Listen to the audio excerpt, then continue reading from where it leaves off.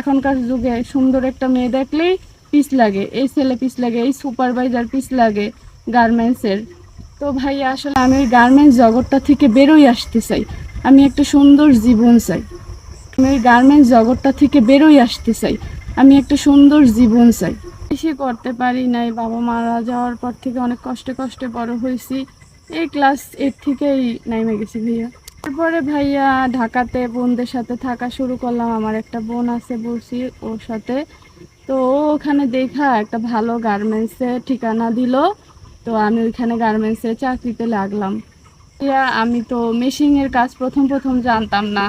তো আমাকে একজন লোক নিল, নিয়ে মেশিনের কাজ হাতে ধরে শিখাইলো, শিখাইয়া টিখাইয়া ওইখানেই অপারেটরে আমার রাইখা দিল। পরে উনি আমাদের শুধু বলে যে বিয়ে করবে, এটা করবে, সেটা করবে। পরে ওখানে আমি কিছুদিন ওনার কাছ থেকে ডিস্টার্ব ফিল কইরা আমি ওই জায়গা থেকে চাকরি ছাইরা বেরোয় গেছি। কিন্তু ভাই আমার যেখানেই যাই সেখানেই আমার চাকরি হয়, চাকরি আমাকে দেয়।